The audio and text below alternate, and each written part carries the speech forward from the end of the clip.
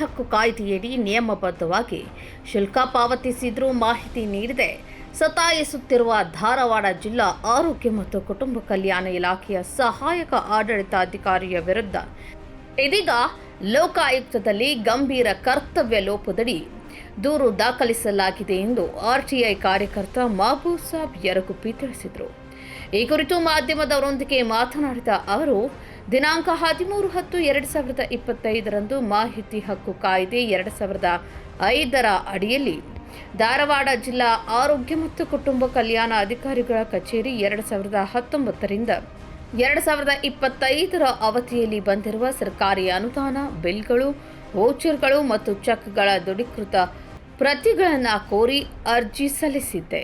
ಸಹಾಯಕ ಆಡಳಿತಾಧಿಕಾರಿಯು ದಿನಾಂಕ 24/10/2025ರ ಪತ್ರದಲ್ಲಿ ತಿಳಿಸಿರುವಂತೆ ಒಟ್ಟು 41,867 ಪುಟಗಳ ಮಾಹಿತಿಗಾಗಿ ನಾನು ಕಾನೂನುಬದ್ಧವಾಗಿ ₹83,734 ಮೊತ್ತದ ಡಿಮಾಂಡ್ ಡ್ರಾಫ್ಟ್ ಸಂಖ್ಯೆ 934010 ಅನ್ನು ದಿನಾಂಕ 28/2/2026ರಂದು ಕಚೇರಿಗೆ ಸಲ್ಲಿಸಿರ್ತೇನೆ. ಇಷ್ಟು ಬೃಹತ್ ಮೊತ್ತದ ಶುಲ್ಕವನ್ನು ಇಲಾಖೆಗೆ ಪಾವತಿಸಿದರೂ ನಿಯಮದಂತೆ 30 ದಿನದ ಒಳಗಡೆ ಮಾಹಿತಿ ನೀಡದೆ ಸಾರ್ವಜನಿಕ ಮಾಹಿತಿ ಅಧಿಕಾರಿಯು ಉದ್ದೇಶಪೂರ್ವಕವಾಗಿ ವಿಳಂಬ ಮಾಡುತ್ತಿರುವುದು ಇಲಾಖೆಯಲ್ಲಿ ನಡೆದಿರುವ ಭ್ರಷ್ಟಾಚಾರದ ಅನುಮಾನವನ್ನು ದಟ್ಟವಾಗಿಸಿದೆ. ಇದು ಮಾಹಿತಿ ಹಕ್ಕು ಕಾಯ್ದೆಯ ಘೋರ ಉಲ್ಲಂಘನೆಯಾಗಿದೆ. ಈ ಆಡಳಿತಾಧಿಕಾರಿಯ ಬೇಜವಾಬ್ದಾರಿತನ ಖಂಡಿಸಿ ಲೋಕಾಯುಕ್ತಕ್ಕೆ ದೂರು ನೀಡಿದ್ದು, ಲೋಕಾಯುಕ್ತದಲ್ಲಿ ಪ್ರಕರಣ ದಾಖಲಿಸಲಾಗಿದೆ ಎಂದರು. ಮಾಹಿತಿಯ ಪ್ರತಿಯನ್ನು ಪಡೆಯಬೇಕೆಂಬ ಉದ್ದೇಶದಿಂದ ಸಾಲ ಮಾಡಿ ₹83,734 ಪಾವತಿಸಿದ್ದೇನೆ.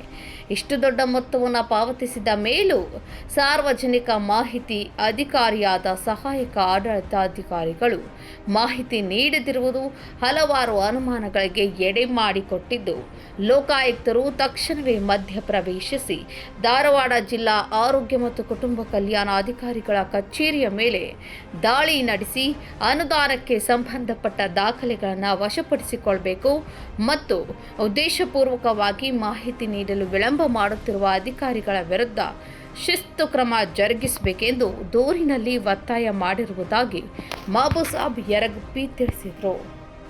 ನಾನು ದಿನಾಂಕ 13/10/2025ರಂದು ಧಾರವಾಡ ಜಿಲ್ಲಾ ಆರೋಗ್ಯ ಕುಟುಂಬ ಮತ್ತು ಕಲ್ಯಾಣ ಅಧಿಕಾರಿಗಳ ಕಚೇರಿಗೆ ಒಂದು RTI ಅರ್ಜಿಯನ್ನು ಸಲ್ಲಿಸ್ತೀನಿ. ಆ ಅರ್ಜಿಗೆ ಸಂಬಂಧಿಸಿದಂತೆ ದಿನಾಂಕ 24/10/2025ರಂದು ನಾನು ಕೇಳಿರುವಂತಹ ಮಾಹಿತಿ 41,867 ಪುಟಗಳಾಕವು. ನೀವು ₹83,734 ಭರ್ನಾ ಮಾಡಬೇಕಂತ ಹೇಳಿ ಅಲ್ಲಿ ಇರತಕ್ಕಂಥ ಸಹಾಯಕ ಆಡಳಿತಾಧಿಕಾರಿ ನನಗೆ ಪತ್ರ ಮೂಲಕ ತಿಳಿಸ್ತಾರೆ. ನಾನು ದಿನಾಂಕ 28/2/2026ರಂದು ಎಷ್ಟು ಮೊತ್ತವನ್ನು ₹83,734 ಭರ್ನಾ ಮಾಡಿದ್ದೇನೆ. ಆ ಭರ್ನಾ ಮಾಡಿದ ನಂತರ ಇಂದ ಹಿಡಿದು ಇಲ್ಲಿವರೆಗೂ ಕೂಡ ಅಲ್ಲಿರ್ತಕ್ಕಂಥ ಸಾರ್ವಜನಿಕ ಮಾಹಿತಿ ಅಧಿಕಾರಿ ನನಗೆ ಮಾಹಿತಿ ಕೊಡಂಗಿಲ್ಲ. ನಾನು ಈ ವಿಷಯವನ್ನು ಮಾನ್ಯ ಲೋಕಾಯುಕ್ತರಲ್ಲಿಯೂ ಕೂಡ ದೂರು ದಾಖಲು ಮಾಡ್ತೀನಿ. ಅವರು ಕೂಡ ಇವತ್ತು ಇದು ಕರ್ತವ್ಯ ಲೋಪ ಅಂತ ತಿಳ್ಕೊಂಡು ಅವರು ಕೂಡ ದೂರು ದಾಖಲು ಮಾಡ್ತಾರೆ. ಆ ದೂರಿನ ಪ್ರಕರಣ ಸಂಖ್ಯೆ ಉಪಲೋಕ್ BGM 1988/2026 ಅಂತೇಳಿ ದಾಖಲಾಕೈತಿ. ಇಲ್ಲಿ ಮುಖ್ಯವಾಗಿ ನಾವು ನೋಡಬೇಕು, 41,867 ಪುಟಗಳನ್ನು ಕೊಡಬೇಕಾದಂತಹ ಸಾರ್ವಜನಿಕ ಮಾಹಿತಿ ಅಧಿಕಾರಿ ಇವತ್ತಿಗೂ ಕೂಡ ಮಾಹಿತಿಯನ್ನು ಕೊಡದೆ ಸತಾಯಿಸ್ತಾ ಇದ್ದಾರೆ. ಕಾರಣ, ನಾನು ಕೇಳಿರುವಂತಹ ಮಾಹಿತಿ 2019ರ ಜನವರಿ 1ರಿಂದ 2025ನೇ ಸಾಲಿನ ಅಕ್ಟೋಬರ್ 1ರವರೆಗೆ ಸದರಿ ಕಚೇರಿಗೆ ಬಂದಿರುವಂತಹ ಅನುದಾನ ಮತ್ತು ಬಳಕೆಗೆ ಸಂಬಂಧಪಟ್ಟಿರುವಂತಹ ಬಿಲ್, ವೋಚರ್ ಎಲ್ಲವನ್ನು ನಾನು K2 ಬಿಲ್ಗಳನ್ನು ಕೇಳ್ತೀನಿ.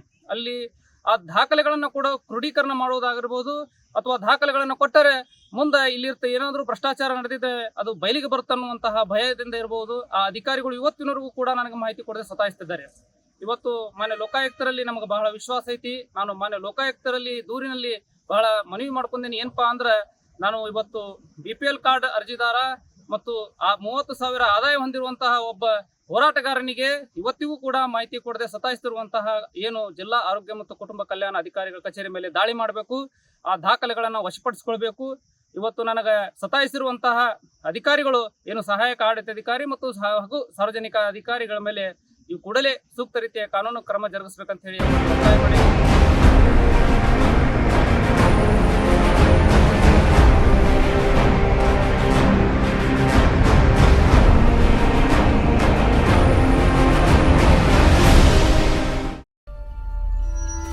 ನೀವು ನೋಡ್ತಿದ್ದೀರಾ, ಇದು ನ್ಯೂಸ್ 88 ಕನ್ನಡ, ಸುದ್ದಿಯ ಜೊತೆ ಸದಾ ನಿಮ್ಮೊಂದಿಗೆ.